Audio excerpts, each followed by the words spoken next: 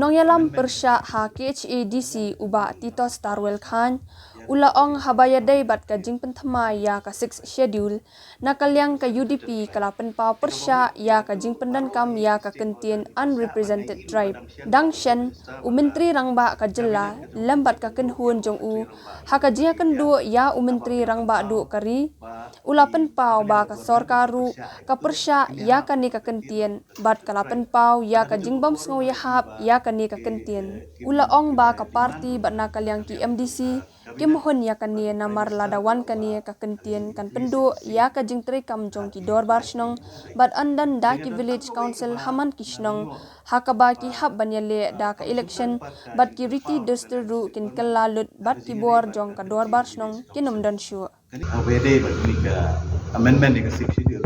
nakalyang ka jong hingi 8 pau persya ya ketu kecing penengkam dengan tim 100% tribe 100% tribe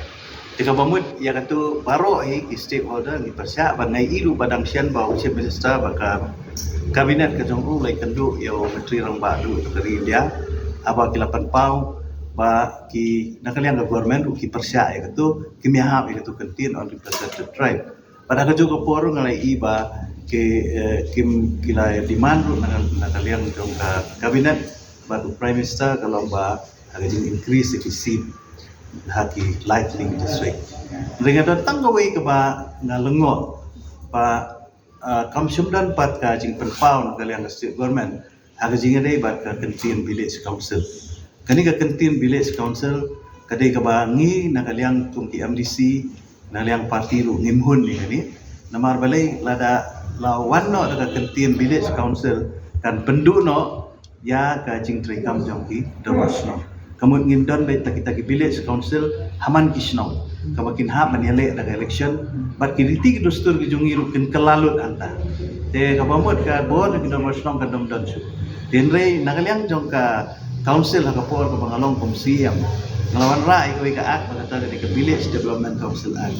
but day lang ba kani ka ak ka jing temu bangon rai kani ka ak kalong ba can go in line with that spirit lade kata ka jing kwa nakaliang ka central government bakan don ka grassroots governance pi ka jing temu jo sarkar India balai ko kiwan rai to village council kalong ba ikwa bakan don ka grassroots governance hakaba ki scheme baro ru iban na ko ka finance kini baniya through ka village level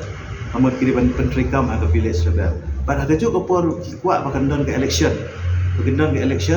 ya orang bak senong lani yaki state member juga tuka council pada ka jo ko por ikwa ya ka reservation na ka banta ki kenthai pi menta baro ki kenthai ki kwa bangin don ti ha ka dorber senong den rai ka riti dostor ka jungi kamsya bagi long tumi ki don kani kadang deh ha debate stage benta abangi pala ban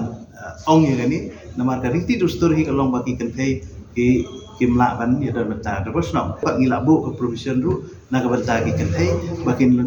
bakin long active part bakin long ki member kila long secretary jong kani ka village development council te ka jingkwa jama ya ka sarkar le kalong ba de ban ong ya ka central government ba ha ka ban bu ikini ki village council de ban don ya ki village development council ta ka ba